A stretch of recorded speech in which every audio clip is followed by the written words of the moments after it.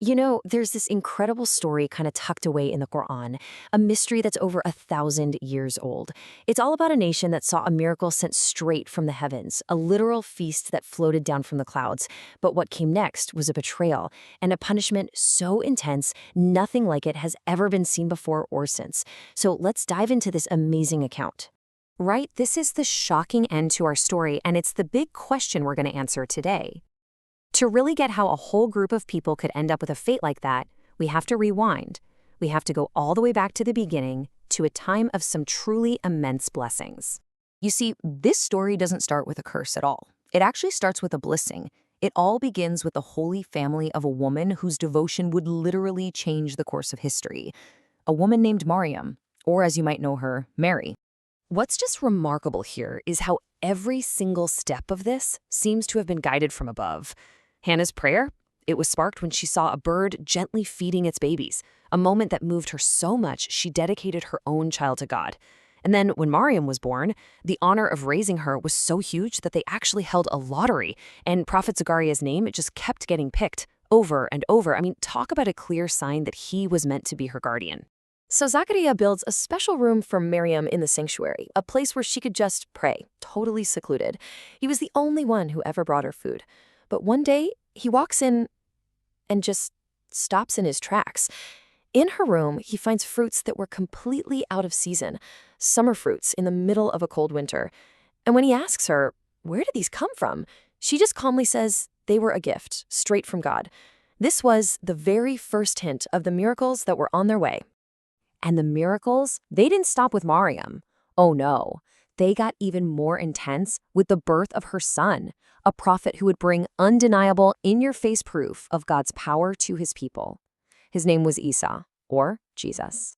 While she's in her seclusion, the angel Jibril appears to Maryam. He gives her the news. Even though she was a virgin, she was going to conceive and give birth to a holy son. You can imagine her fear of what people would say. So she retreated to a place far away to have her child, alone, putting all her trust in God's plan. So when Maryam finally returns to town with this baby, she's immediately hit with scorn and accusations. But following God's command, she stays completely silent and just points to the infant in her arms. The crowd starts mocking her, like, how are we supposed to talk to a baby in a cradle? And then, the impossible happens. The newborn Isa speaks. His voice is clear, strong. He defends his mother's purity and announces his own status as a prophet of God. The entire town was just speechless. But even then, some people just shook their heads and called it sorcery. For years, the people saw one unbelievable miracle after another. I mean, Isa healed people that society had completely cast out. He literally breathed life into clay birds. He even brought the dead back to life. These were not subtle little hints. These were huge displays of divine power. And yet, a big chunk of his own people stubbornly refused to believe, just insisting it was all some kind of elaborate magic trick. And this brings us to the turning point.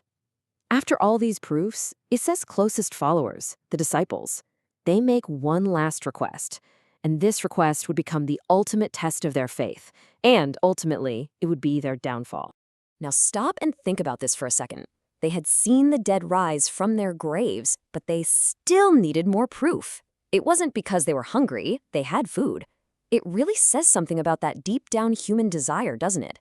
That need for just one more sign, one final piece of evidence to make our doubts go away, even when we're surrounded by miracles. They wanted a direct sign from heaven itself, just so their hearts could finally be at peace. Isa was hesitant. You could tell. He knew how serious this request was. A miracle this big came with a massive responsibility. He warned them, plain and simple. If God grants this and you fail to be grateful, a punishment like no other is going to fall on you. Of course, they promised they'd be faithful. And so, it happened. The people watched in total awe as this huge table, just covered with a feast unlike anything you could imagine on earth, slowly came down from the sky, right out from between two clouds. Thousands of people ate from it. The poor, the sick, everyone. And as they ate, the sick were healed and every single person was full. Now, this miracle came with one single, very simple condition. It wasn't just a test of their obedience, it was a test of their trust. God would provide this feast every single day. All they had to do was eat until they were full for that day and just have faith that it would show up again tomorrow. They were absolutely forbidden from saving, hoarding, or hiding any of it. For days, everything went perfectly. The covenant held, the heavenly table came down, the people feasted, everything was great. But this amazing period of blessing was about to come to a very sudden, very catastrophic end, all because of one tiny act of disobedience. Can you just imagine the fear, the confusion, the daily miracle they'd come to rely on just stopped? The sky was empty. Panic must have started to ripple through the crowd as they all turned to Isa, demanding to know what went wrong. Isa told them that someone among them had broken the covenant.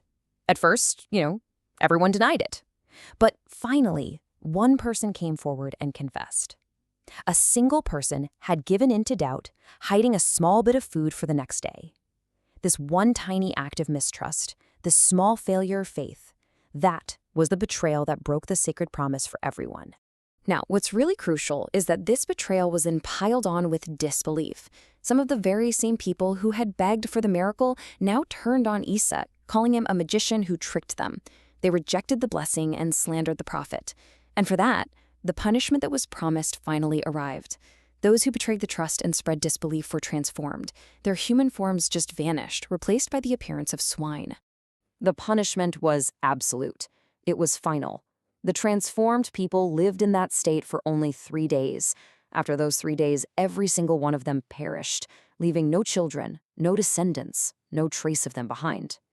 So this isn't just some ancient tale of miracles and punishments, right? The story of the heavenly table is a powerful, timeless warning. So what are the real takeaways from this whole incredible narrative? It seems like their downfall really rested on 4 main things. First, they were given blessing after blessing, but they just weren't grateful. Second, they made a sacred promise, only to betray it.